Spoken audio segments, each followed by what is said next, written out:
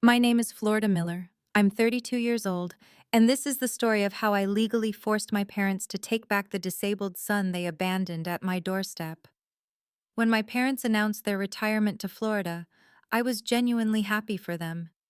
They'd worked hard for 40 years, raised two kids, and deserved their golden years in the sunshine. What I didn't know was that their definition of freedom meant dumping my 28-year-old brother Marcus, who requires round-the-clock care, at my one-bedroom apartment with nothing but a suitcase and $500. "You're the sister," my mother said, avoiding eye contact. "It's your turn now." Then they blocked my number and disappeared. What followed was a legal and emotional battle that would culminate at my mother's 65th birthday party, where 40 relatives would witness the truth about the parents everyone thought were saints. Before we begin, please take a moment to like and subscribe, but only if you genuinely connect with stories about family boundaries. I'd love to know where you're listening from and what time it is there. Let me take you back to 3 weeks before they left, when the first red flags appeared. Growing up, I was the one who never said no to family. While my friends went to college parties, I was home helping Marcus with his therapy exercises. When relatives needed someone to pick them up from the airport at 2 a.m., they called me. When mom needed help organizing church fundraisers while working full-time, guess who volunteered every single weekend? I became a nurse because taking care of people was all I knew. The emergency room at Jefferson Memorial felt like an extension of home: chaos, needs, and me in the middle trying to fix everything. My coworkers used to joke that I'd apologize to a patient for their own heart attack if I could find a way. Marcus was diagnosed with severe autism when he was 3. The doctors said he'd need lifelong support, help with basic tasks, medication management, constant supervision. My parents handled it well for 25 years, I'll give them that. They found programs, fought insurance companies, and made sure he had structure. But somewhere along the way, I became the backup plan they never asked me about. 2 years ago, they started dropping hints. "Florida has such wonderful weather," Mom would say during Sunday dinners. "Your father's arthritis would do so well there." They subscribed to retirement community newsletters, left them casually on the coffee table when I visited. They even bought matching Hawaiian shirts as a joke last Christmas. I should have seen it coming when Dad said, "We need to make arrangements for Marcus's future." I assumed they meant a group home, maybe a trust fund. I even offered to help research facilities. Never once did they say that arrangement meant me. The signs multiplied like symptoms of a disease I couldn't diagnose. Mom started giving away her good china, claiming she was simplifying. Dad sold his woodworking tools, 40 years of collecting, in a single garage sale. When I asked why, he just shrugged. "Can't take it all with us." Us included Marcus, I thought. Of course it did. 3 weeks before they left, Mom asked me to take Marcus for a weekend. "Your father and I need to handle some paperwork," she said. Nothing unusual there. I'd taken Marcus plenty of times when they needed a break. He stayed in my living room on an air mattress, and we had our routine: morning medications, afternoon walk, evening puzzles, strict 9 p.m. bedtime. That Sunday, when they picked him up, Mom hugged me longer than usual. "You're such a good sister," she whispered. "Marcus is lucky to have you." The next week, they invited me to dinner at Olive Garden, my favorite, which should have been a warning sign since Mom always complained about the sodium content. Over breadsticks, they talked about their new condo in Clearwater. 2 bedrooms, they said, pool view, close to the beach. 2 bedrooms? I asked. Is Marcus okay with sharing? They exchanged a look I'd seen before, the same one from when they told me Grandma was going to hospice. "We'll work out the details," Dad said, refilling his wine glass. The morning they left, I got a call at 6 a.m. Mom's voice was strange, businesslike. "We're stopping by in an hour. Have your door unlocked." I thought maybe they wanted to say goodbye before their flight. I was still in my pajamas when they arrived. Marcus stood in my doorway holding a single suitcase, wearing his noise-canceling headphones and favorite Pokémon shirt. Behind him, my parents waited by their packed SUV, engine running. "What's happening?" I asked, though my stomach already knew. Mom stepped forward, pressed an envelope into my hand. Everything you need is in there. His medications, his schedule, his doctor's information. She wasn't meeting my eyes, focusing instead on a spot over my shoulder. Mom, what are you doing? You're his sister, she said, the words rehearsed. It's your turn now. We've done our part for 28 years. The envelope had $500 and a sticky note. For the first month. You can't just leave him here, I said, my voice cracking. I have a one-bedroom apartment. I work 12-hour shifts. I'm not equipped. You'll figure it out, Dad interrupted from the car. You always do. Marcus had already walked past me into my apartment, setting his suitcase by the couch like he'd done during visits. He didn't understand this was permanent. How could he? This is abandonment, I said. This is illegal. Mom finally looked at me then, and for a second, I saw something, guilt maybe, or fear. Then her face hardened. It's family. Family takes care of each other. They drove away while I stood in my doorway in bare feet, holding $500 and a medication list. When I called Mom's cell 5 minutes later, it went straight to voicemail. Dad's, too. By noon, both numbers were disconnected. I found out later they'd already been in Florida for 3 days, closing on their condo. The morning drop-off was just a detour on their way to the airport, not to fly out, but to return the rental car. Marcus needed his evening medications at exactly 6 p.m., or he'd have seizures. His morning routine took 2 hours. He couldn't be left alone for more than 30 minutes. My apartment, 560 square feet with neighbors who complained when I vacuumed, was now his entire world. I called in sick to work that first day, then the second. On the third day, my supervisor Helen pulled me aside. Florida, what's really going on? This isn't like you. When I explained, she went pale. How long can you manage? The math was brutal. Marcus's medications cost $400 a month after insurance. Insurance that I discovered had been terminated when my parents removed him from their plan. His special diet added another $300. Day programs that could watch him while I worked started at $2,000 monthly. My savings account had $3,400. 6 weeks. That's how long I could last. Adult Protective Services said it wasn't their problem since Marcus was safely housed with family. The police officer I spoke with actually laughed. Your parents moved to Florida? Smart. No state income tax. Marcus, meanwhile, was deteriorating. Without his familiar routine, his bedroom at my parents' house, the backyard where he'd pace for hours, he started having meltdowns. He broke my coffee table on day 4. On day 5, the neighbors called building management about the screaming. I tried calling relatives. Aunt Sarah said, "Your parents deserve their retirement." Uncle Paul offered thoughts and prayers. Cousin Jennifer suggested I start a GoFundMe. My parents had told everyone a different story, that I'd volunteered to take Marcus, insisted even, that they'd tried to talk me out of it, but I was determined to step up. My savings would last exactly 6 weeks, and then what? I couldn't even afford to send him back to them. I drove to the police station on day 7, Marcus in tow, because I had no one to watch him. The officer at the desk looked tired before I even started talking. My parents abandoned my disabled brother at my apartment, I said. He needs constant care. They moved to Florida and blocked my number. She pulled out a form. Is he being abused? No, but is he in immediate danger? Not immediate, but I can't. Ma'am, this is a civil matter. Family court. You'll need a lawyer. Marcus started humming, his stress signal. The fluorescent lights were bothering him.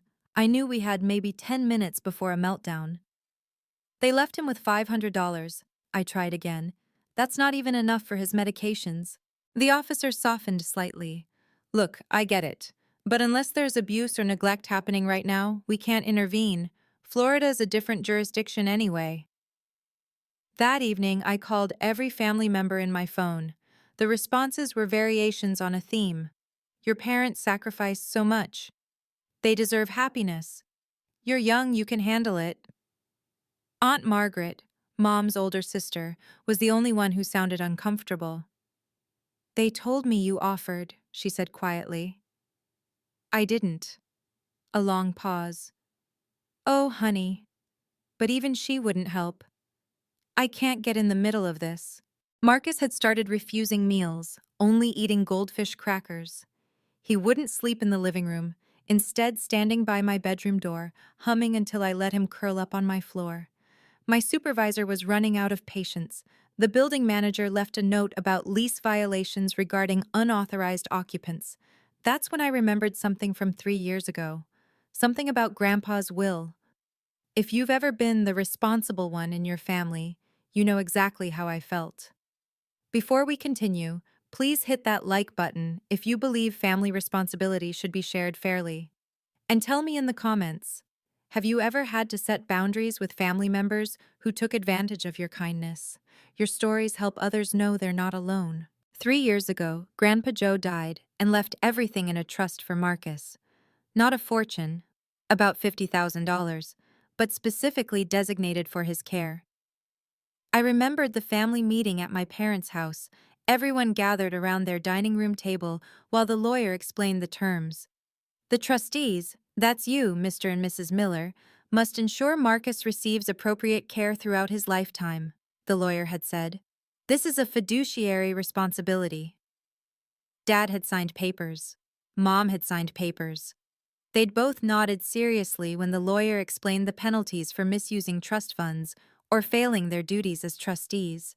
But the crucial detail, the lawyer had insisted on email confirmation, sending copies to all immediate family members for transparency. He'd said something about preventing future disputes.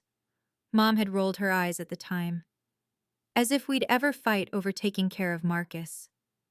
I still had that email, buried in my Gmail under family documents dated 3 years and 2 months ago. The subject line, Marcus Miller Trust, Trustee Obligations and Commitments. I opened it at 2 a.m. while Marcus finally slept on my bedroom floor. There it was, clear as day. Dad had written in his confirmation reply, "We understand and accept our role as trustees for Marcus's care. We commit to ensuring his lifelong safety, health, and appropriate living situation." The lawyer had replied, "This email confirmation serves as a binding addendum to the trust documents." My hands shook as I forwarded it to myself, then printed 3 copies.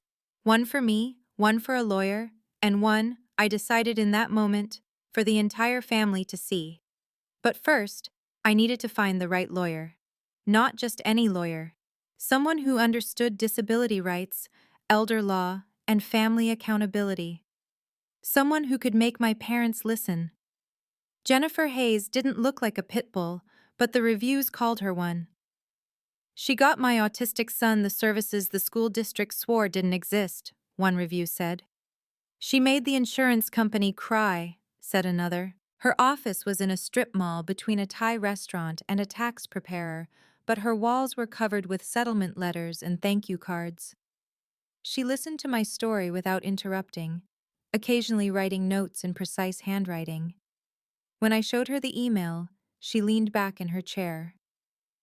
"Your parents made 3 legal mistakes." 3.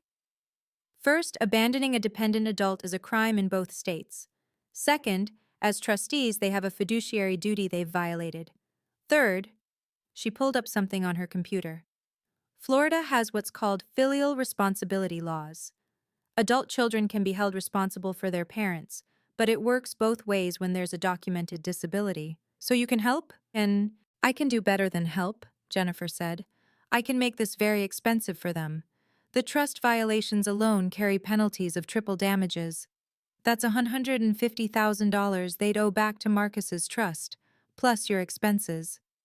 She must have seen my face because she added, "I'm not suggesting we pursue that immediately, but they should know it's on the table." "What do you suggest?" "First, we document everything. Every expense, every day you miss work, every medical need Marcus has. Then we send a formal demand letter. If they don't respond appropriately, we involve Adult Protective Services at the state level, not local. We also notify the trust's original law firm. They have liability here too. How long will this take? Your mother's birthday is in 2 weeks, right? You mentioned she's having a party? Yes, but perfect timing. Nothing like family accountability in front of family. Jennifer worked like a surgeon, precise and methodical. Every receipt went into a folder. Every missed work hour got documented. She had me write down Marcus's daily needs in exhausting detail. The 5 a.m. medication alarm, the sensory breaks every 2 hours, the specific brand of socks he needed or he'd have a meltdown. The judge needs to see the full picture, she explained. This isn't just babysitting, this is specialized care. We pulled Marcus's medical records. 3 neurologists, 2 behavioral specialists, a thick file from the State Disability Office confirming his need for 24-hour supervised care in a structured environment. My one-bedroom apartment was not a structured environment. Jennifer contacted the original trust lawyer, Mr. Peterson. He was horrified. They told me Marcus was going to a group home, he said over speakerphone. I have an email from your father from 6 months ago asking about disbursements for placement fees. Another document for our growing pile. The call to adult protective services at the state level went differently than my local attempt. Jennifer knew exactly which phrases to use. Fiduciary breach, dependent adult abandonment, interstate violation. The caseworker, Patricia Gonzalez, took notes and said she'd open an investigation. Can you send someone to the birthday party? Jennifer asked. That's unusual, Patricia said. The perpetrators will be there. The victim's guardian is my client. 40 witnesses. I think it would be educational. A pause. I'll see what I can do. By the end of the week, we had 30 pages of documentation, a formal demand letter ready to send, and something else. Aunt Margaret had called me. I've been thinking, she said. What your parents did isn't right. If you need someone to back you up at the party, I will. Mom's 65th birthday was in 2 weeks. Mom's 65th birthday party was going to be her Florida send-off celebration at the Hilton Garden Inn. 40 relatives invited, custom cake, photographer, the works. The Facebook event page said, celebrating Linda's retirement and new adventures. I RSVP'd yes for myself. No +1. Marcus would stay with a respite care worker Jennifer had found. $200 for 4 hours, documented of course. Here's what we're going to do, Jennifer explained, spreading papers across her desk. You'll attend normally. Midway through, when everyone's gathered for speeches, you'll take the microphone. And say what? The truth. But more importantly, you'll show them the evidence. I'll have copies of the trust documents, the abandonment report, and that email. 40 copies, 1 for each guest. That seems aggressive? Yes. But your parents chose to make this public when they told everyone you volunteered. We're simply correcting the record. She pulled out another document. Patricia from APS will attend as my +1. She'll be there in an observational capacity unless your parents try to leave or make a scene. Then she can intervene officially. Is that legal? Completely. It's a public venue, and she's investigating a case involving the subjects. Your parents will be served with official notice at the party. Consider it a birthday gift. I thought about Mom's face when she'd left Marcus at my door. No guilt, just determination. What if they refuse to take him back? Then we file criminal charges Monday morning. Abandonment of a dependent adult carries up to 3 years in prison in Florida. The trust violations add civil penalties. They'll lose their condo to pay damages. Jennifer printed everything in color, highlighting the key phrases: lifetime commitment, fiduciary duty, criminal penalties for violation. Mom's perfect party was about to become very imperfect. The night before the party, I couldn't sleep. Marcus was having a good day. He'd eaten actual food, not just goldfish crackers, and the respite worker had confirmed for tomorrow. I'd pressed my only decent dress and practiced what I would say in the mirror. Jennifer called at 9 p.m. Patricia confirmed, she'll be there. Also, your Aunt Margaret called my office. She wants to help. Help how? She has photos from 3 years ago. The meeting where your parents signed the trust papers. Your father apparently gave a speech about protecting Marcus forever. She has video. My phone buzzed with a text from Mom.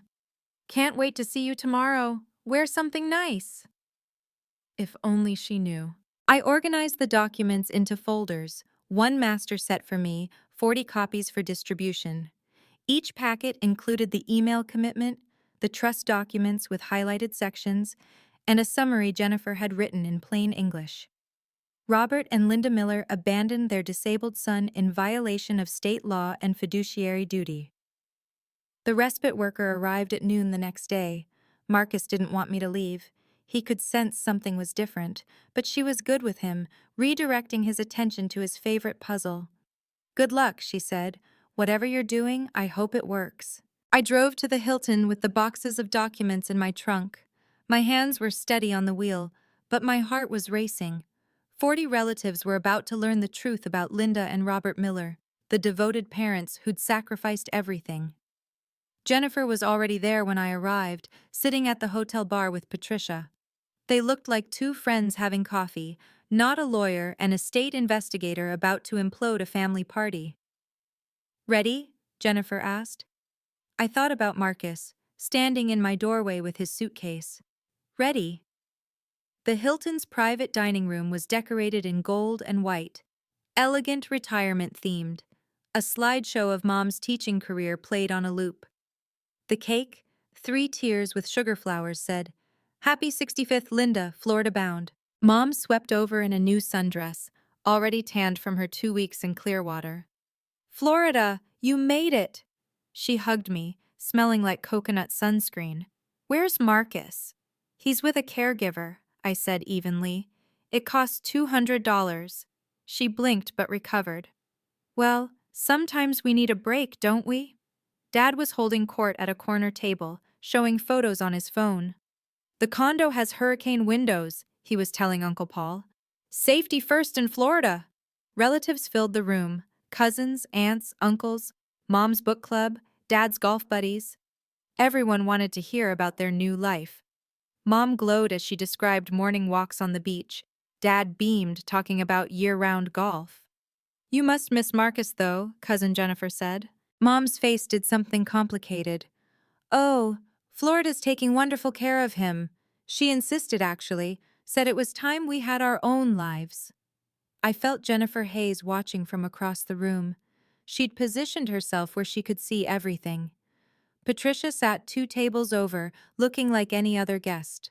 Aunt Margaret arrived late, giving me a meaningful nod as she set a gift bag on the present table. She'd worn her good pearls, the ones she only wore when she meant business. The servers began bringing out salads. Mom clinked her glass for attention. I just want to say how blessed we are to be here with all of you. The microphone was on a stand by the cake table, 20 feet away. When the time came, those 20 feet would feel like miles. Mom was in full performance mode. Robert and I have given 28 years to Marcus's care. 28 years of therapy appointments, special schools, medication adjustments, behavioral interventions. She dabbed at her eyes with a napkin. We never complained, never asked for help. That's what parents do. The room murmured appreciation. Someone said, You're saints. But Florida, Mom continued, finding me in the crowd, our amazing daughter, came to us 2 months ago. She said, and I'll never forget this, Mom, Dad, you've done enough. Let me take over. You deserve to be free. My stomach turned to ice. 2 months ago? I was working double shifts to pay off my student loans 2 months ago. She insisted, Dad added, standing beside Mom. We tried to talk her out of it, told her it was too much responsibility. But you know, Florida, once she sets her mind on something... She even found an apartment closer to Marcus's doctor's, Mom lied smoothly. Planned the whole transition herself. Uncle Paul raised his wine glass. To Florida, what a wonderful daughter. The room erupted in applause. People were looking at me with such admiration. The woman beside me whispered, Your parents raised you right. Where is Marcus today? Someone called out. Oh, Florida arranged respite care, Mom said. She's learning to take time for herself, too. We taught her that balance is important. Aunt Margaret's face was stone. She knew. A few others looked confused. Hadn't I just moved to that apartment last year? But most were buying it completely. Actually, Mom said, warming to her theme, it's perfect timing. Florida's 32, not getting any younger, and caring for Marcus gives her such purpose. Some women have children, Florida has her brother. Jennifer Hayes stood up, but I was already walking toward the microphone. Let me tell you about my daughter, Mom continued, not seeing me approach. She's never been lucky in love, never brought anyone home. But Marcus needs her. And being needed, well, that's a kind of love too, isn't it? Sympathetic nods around the room. Poor Florida, 32 and single, at least she has Marcus. Some people build careers, Dad added. Florida's building character. Taking care of Marcus will teach her things she could never learn in that emergency room. Plus, Mom stage whispered, between us, I think she was getting a bit too comfortable. Living alone, no responsibilities besides work. Marcus gives her routine, structure, a reason to come home. She was spending too much time at that hospital, Aunt Sarah chimed in. Now she has a real purpose. I was 10 feet from the microphone when Mom delivered the final blow. I told Robert just yesterday. Maybe this is God's plan. Florida couldn't have children of her own anyway. Not with her schedule and, let's be honest, her lifestyle. But Marcus is forever. He'll never leave her. Never. The pity in the room was suffocating. Poor, lonely Florida with her empty apartment and empty womb. Thank God she has her disabled brother to give her meaning. Jennifer Hayes was recording on her phone. Patricia had her notebook out. Aunt Margaret stood up. I have something to share, I said into the microphone. The room turned. Mom's smile flickered but held. Oh, Florida wants to say something. How wonderful. I pulled the stack of documents from behind the podium where Jennifer had placed them. Since we're celebrating Mom's retirement and sharing family news, I brought some reading material. Dad's face changed first. He recognized the folder, the same type the trust lawyer had used. Sit down, Florida, he said quietly. I stood up. That moment when 40 relatives looked at me with pity. I know some of you have been there. If this story resonates with you, please subscribe and hit the notification bell. We need to normalize standing up for ourselves, even against family. Share your thoughts below. What would you have done in my situation? Now let me show you what happened next. I have something to share, I repeated, my voice steady through the microphone. The room fell silent except for the slideshow's soft background music. Photos of Mom with her students, smiling, dedicated, trustworthy. Mom's smile stayed frozen. Florida, honey, maybe we should... 3 weeks ago, I said, my parents drove to my apartment at 6 in the morning. They brought Marcus, his suitcase, and $500. They told me, you're the sister, it's your turn. And then they left. They blocked my phone number. They were already living in Florida. Forks stopped moving. Wine glasses paused mid-air. That's not, Dad started. I have the text messages, I continued. The disconnection notices from their phone company. The timestamp from my building's security camera. Would you like to see them? Murmurs rippled through the room. Cousin Jennifer's mouth was open. Uncle Paul set down his wine. There seems to be a misunderstanding, Mom said, her teacher voice attempting control. Florida, you're confused about the timeline.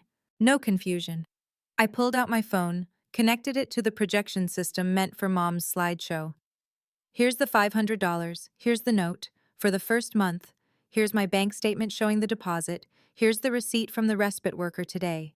$200 for 4 hours so I could attend this party. The slideshow of Mom's career was replaced by evidence, receipts, text messages, that final number cannot be reached screenshot. She's having some kind of breakdown, Dad said to the room. The stress of caregiving. Actually, Aunt Margaret stood up. I'd like to hear more. Florida, you said they blocked your number? The same day, within an hour of dropping Marcus off, Jennifer Hayes moved closer to the projection screen. Patricia had her badge visible now, just slightly, on her blazer. I clicked to the next image. A photo I'd taken of Marcus that first night, curled up on my bedroom floor, because he wouldn't sleep anywhere else. This is where Marcus sleeps in my one-bedroom apartment. On the floor. Because I don't have space for him. Because I was never supposed to have him. Florida, stop this, Mom hissed. But the microphone caught it, amplified it. Marcus needs 24-hour care, I continued. He takes 7 medications daily. He requires a structured environment, routine, familiarity. My parents provided that for 28 years, and I respect that. But 3 weeks ago, they decided they were done. No discussion, no transition, no plan. You offered, Dad shouted. You said you wanted to help. When? I asked simply. Name the date. Name the conversation. Who was there? Silence. I'll tell you what conversation did happen, I said, clicking to the next document. 3 years ago, when Grandpa Joe died, when he left money in trust for Marcus, when Mom and Dad became trustees with legal obligations. The trust document filled the screen, key phrases highlighted in yellow. Fiduciary duty, lifetime care, legal obligation. They told everyone I volunteered, I said to the room. Ask yourselves, would any of you volunteer to take on 24-hour care with no notice, no preparation, no financial support? Would you give up your job, your apartment, your life? Overnight? People were looking at my parents now, not with sympathy, but confusion. She's twisting everything, Mom said desperately. We had an arrangement. Then show us the arrangement, Aunt Margaret said. Show us where Florida agreed to this. Mom's mouth opened and closed. Dad's face was red. I can show you something, I said, clicking to the next slide. The email filled the projection screen, dated 3 years and 2 months ago. The subject line bold. Marcus Miller Trust, trustee obligations and commitments. This is from the trust formation, I said. Dad, you wrote this. I'll read it for everyone.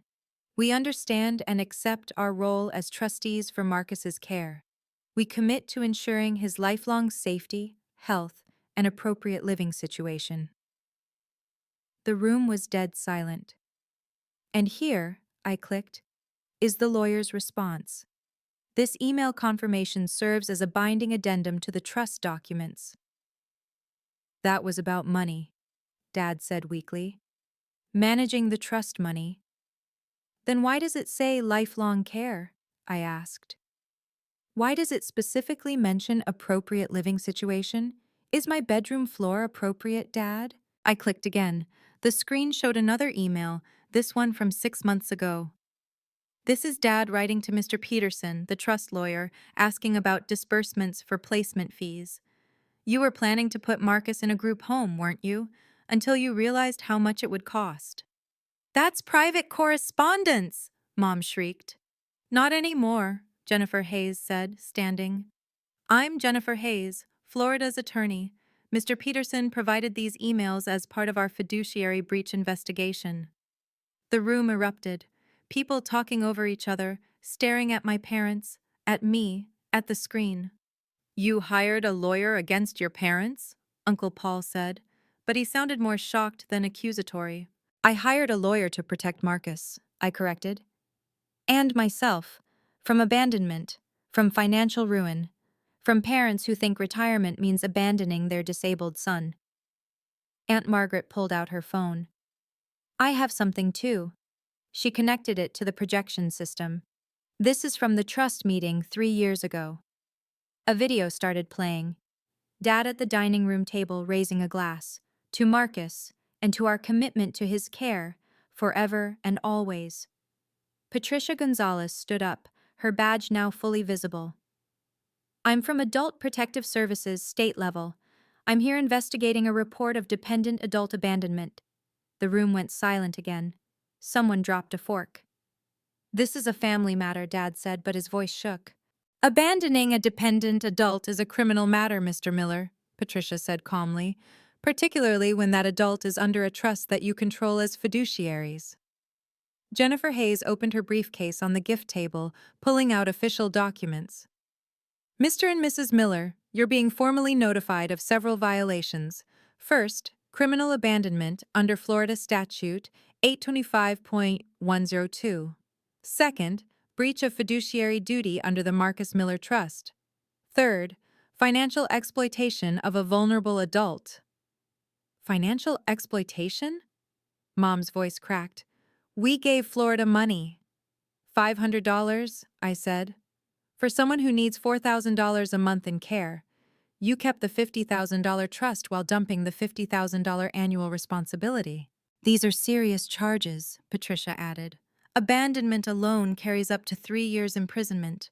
The financial crimes could add more. The birthday cake sat untouched. Florida bound. Mocking in pink frosting. The slideshow had auto-advanced to a photo of Mom receiving a teaching award for excellence in ethics education. You can't arrest us at my birthday party, Mom whispered. I'm not here to arrest anyone today, Patricia said. But Mr. and Mrs. Miller, you need to understand. This investigation is real. The consequences will be real. And Florida has every right to pursue both criminal and civil action. Uncle Paul stood up. Linda, Robert, is this true? Did you really just drop Marcus off and leave? Mom's face went white. She looked around the room, 40 faces, all waiting.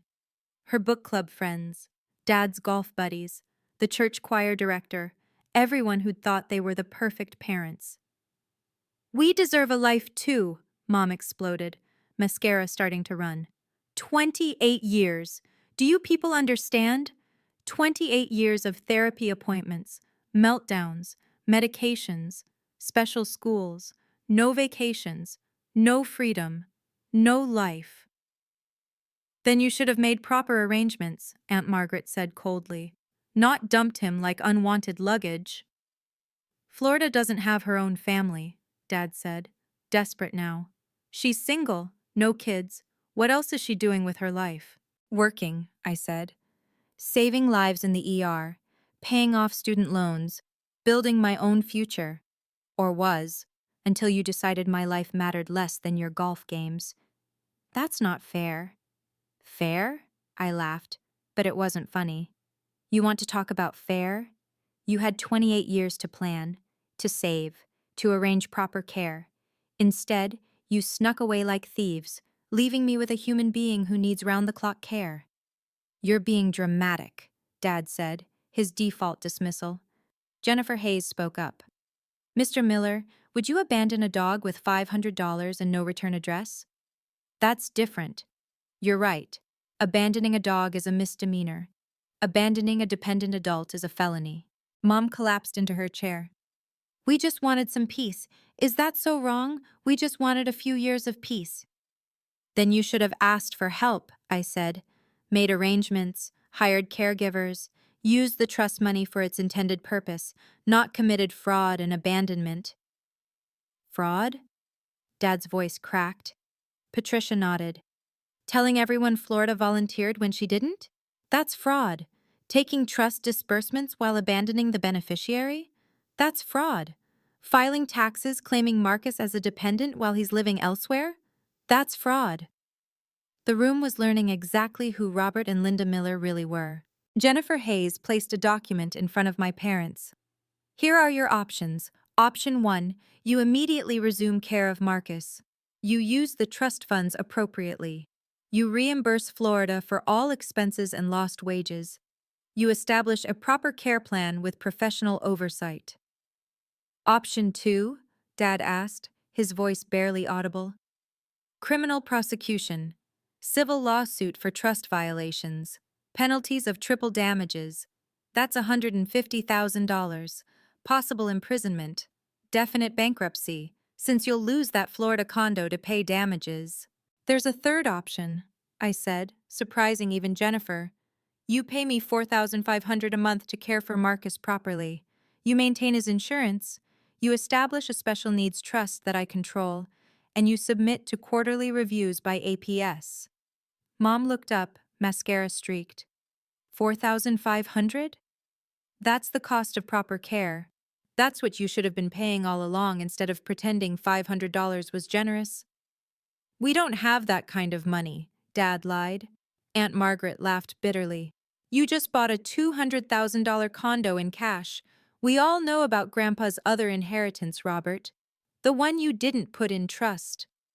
More murmurs, more secrets revealed. 48 hours, Jennifer said. You have 48 hours to decide. After that, we file charges, criminal and civil. You're our daughter, Mom whispered. How can you do this? I learned from you, I said. You taught me that family takes care of each other. So take care of your son, all of him, not just the convenient parts. Patricia handed them her card. I'll be following up Monday morning. I suggest you have a lawyer present. The birthday cake still said Florida bound, but nobody was celebrating anymore. Mom broke first, sobbing into her hands, shoulders shaking, the kind of crying that changes your breathing. We were so tired, she gasped. So tired. Nobody understands. I understand, Aunt Margaret said quietly. But tired doesn't excuse abandonment. The room had divided. Some relatives comforted Mom. Others stood near me, silent support. Most just looked stunned, like they'd witnessed a car accident. We'll sign, Dad said suddenly. Whatever you want, we'll sign. Robert, Mom gasped. They have us, Linda. The email, the trust, the witnesses. He looked around the room, 40 people who'd heard everything. We'll sign. Jennifer pulled out the prepared agreement. She'd thought of everything. This establishes Florida as Marcus's paid caregiver. $4,500 monthly, paid on the 1st. Health insurance maintained. Respite care covered. Annual increases for inflation. This is extortion, Uncle Paul said, but weakly. No, Patricia corrected. Extortion would be threatening something illegal. This is accountability. Dad's hand shook as he signed. Mom could barely hold the pen. There's one more thing, I said. A public acknowledgement. You tell everyone here, truthfully, what you did. Florida, Mom started. Or we go to court Monday. Your choice. Mom stood, unsteady, faced the room. We left Marcus with Florida 3 weeks ago. Without her consent. We blocked her number. We lied about her volunteering. Her voice broke. We abandoned our son. The church choir director left without saying goodbye. Mom's book club friends looked away. Dad's golf buddies shifted uncomfortably. The party's over, Dad said unnecessarily. People filed out slowly, some stopping to squeeze my shoulder, others avoiding eye contact entirely. The 3-tier cake went untouched. The Florida-bound decorations seemed to mock the entire disaster. We'd won, but nobody felt victorious. Monday morning, we met at Jennifer's office. My parents looked older, smaller, defeated. They'd brought their own lawyer, Mr. Davidson, who'd reviewed everything over the weekend. The terms are harsh but legal, he told them. Given the evidence, your fortunate criminal charges aren't being pursued immediately. We signed everything in triplicate. The monthly payment of $4,500 would start immediately, backdated to when they'd abandoned Marcus. Health insurance reinstated. A special needs trust established with me as trustee, funded with $30,000 from their savings. Additionally, Jennifer said, APS will conduct quarterly welfare checks. Any violation of this agreement triggers immediate criminal prosecution. Patricia was there to witness. Mr. and Mrs. Miller, you should understand. This goes in your permanent record. Any future reports of elder abuse, dependent abuse, or financial exploitation will reference this case. Mom signed mechanically. Dad's jaw stayed clenched. There's also the matter of taxes, Jennifer continued. You'll need to amend your returns. Marcus is Florida's dependent now. Every signature was notarized, every page initialed, no room for misunderstanding. The first payment, Jennifer said, sliding an invoice across the table, due today. Dad wrote the check, $4,500. His hand shook slightly. And the back payments, Jennifer added. 3 weeks at the daily rate, minus the 500 you left. That's 3,700. Another check. Marcus's medications need refilling, I said. His insurance cards? Mom pulled them from her purse without looking at me. We were family conducting business, nothing more. When everything was signed, my parents left without saying goodbye. I watched them walk to their car, the same SUV they'd used to drop Marcus off. You did the right thing, Jennifer said. But right things shouldn't feel this hollow. The family WhatsApp group exploded, then went silent. Messages deleted. People left. What had been 60 members became 12. Aunt Sarah called me selfish. They're old, Florida. They deserve rest. Cousin Jennifer said I'd humiliated them unnecessarily. You could have handled it privately. But Aunt Margaret became my fiercest defender. They humiliated themselves, she told anyone who'd listen. Florida just held up a mirror. The church took sides. Mom stopped attending, too ashamed to face people. Dad quit his golf club after word spread. They'd planned to be social butterflies in Florida. Instead, they became hermits in Clearwater. They had to sell the condo, Aunt Margaret told me 6 weeks later. Move to a 1-bedroom rental. The legal fees, the payments to you, maintaining Marcus's insurance, it's eating their retirement. I felt nothing. Maybe I should have felt guilty, but I didn't. Marcus was thriving. With proper funding, I'd hired professional caregivers. He attended a day program.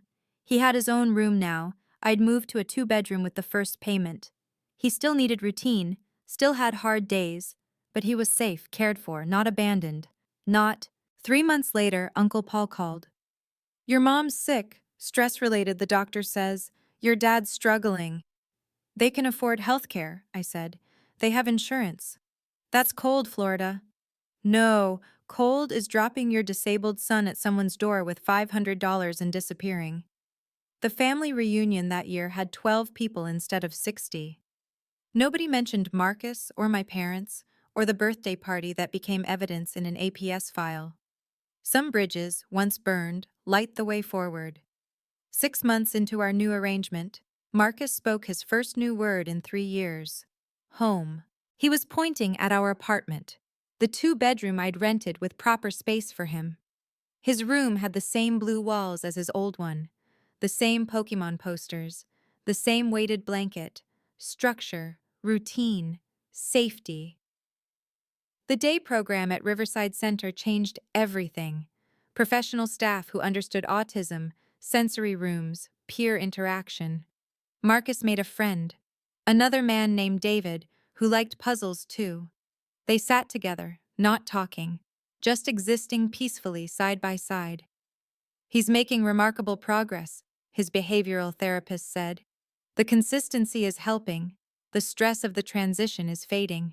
With the monthly payments, I hired Keisha, a home health aide who specialized in autism care. She came 4 days a week, giving me time to return to work full-time. My supervisor, Helen, welcomed me back. We missed you. The ER isn't the same without someone who actually cares. Marcus started cooking simple meals, sandwiches, cereal, even scrambled eggs with supervision. He learned to use the washing machine.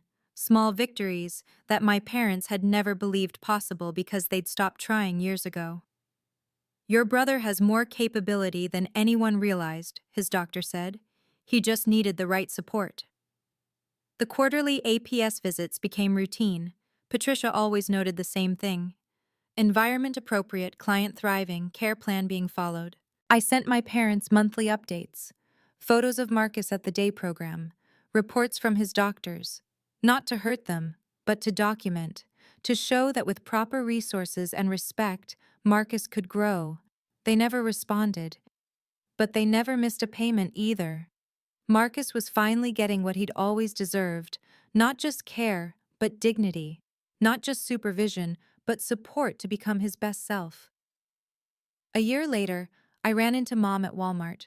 She was buying generic brands, her Florida tan faded, her hair more gray than I remembered. Florida, she said, frozen by the pharmacy counter. Mom. We stood there, two strangers who shared DNA and nothing else. She looked at my scrubs, my hospital badge. You're back at work full-time? Yes, Marcus has proper care now. She flinched. Is he… How is he? Thriving. The day program, the stability, the professional support. He's doing better than ever. Her eyes filled with tears. We could have… Yes, I cut her off. You could have. You had $50,000 and 28 years of experience. You could have arranged proper care. You chose not to. We see that now. Good. I started to leave, then turned back. He learned to make coffee. Can you believe that? Marcus makes coffee every morning. He's proud of it. She was crying openly now. An employee asked if she was okay. Boundaries aren't punishment, Mom. They're protection.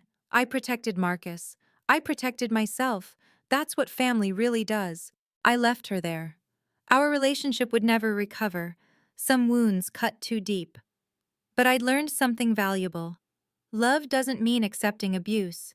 Family doesn't mean sacrificing your entire life. And sometimes the most loving thing you can do is say no. My phone buzzed. Keisha sending a video of Marcus at the day program, laughing at something David said. Real laughter, joy, that's what mattered. Not my parents' retirement dreams, not family reputation, not even reconciliation. Marcus's laugh, his safety, his dignity. I'd lost parents but saved a brother. It was a trade I'd make again. Family isn't about blood. It's about who shows up when life gets hard. Keisha showed up 4 days a week. Jennifer fought for us pro bono initially. Aunt Margaret stood up when it mattered. Even Patricia from APS became someone who checked in, not just officially, but personally. My parents? They sent checks. Nothing more. I learned that no is a complete sentence, that guilt is not a reason to destroy your life, that sometimes the law is the only language certain people understand. Marcus and I built our own routine. Saturday movies, Sunday walks, his favorite Thai restaurant every Wednesday. He still needed constant care, still had hard days, but they were our days, chosen, not forced, supported, not desperate. The trust money, properly managed, would last his lifetime. The monthly payments covered daily expenses. Marcus had security my parents tried to steal from him. At the 2-year mark, I got a letter from their lawyer. They wanted to modify the agreement, reduce payments, claim hardship. Jennifer laughed when I called her. They bought another condo, smaller, but still Florida oceanfront. They're claiming poverty while living in a $150,000 property. We declined their request. Some people think I'm heartless, that I destroyed my parents' retirement. But they had choices. Every step, they had choices. They chose abandonment. They chose lies. They chose themselves over their vulnerable son. I chose differently. I chose Marcus. I chose boundaries. I chose to use the system that failed us initially to ultimately protect us. If you're carrying family burdens that were forced on you, know this. You have choices too. Document everything. Seek legal help. Set boundaries. And never, ever let anyone convince you that their comfort matters more than your life. Family takes care of each other, but that street runs both ways. If my story helped you realize you're not alone in dealing with family boundaries, please subscribe and share this video with someone who needs to hear it. Comment below. What's the hardest boundary you've had to set with family? And remember, standing up for yourself isn't selfish, it's necessary. Check out my next video about recognizing manipulation tactics in families. Thank you for listening to my story.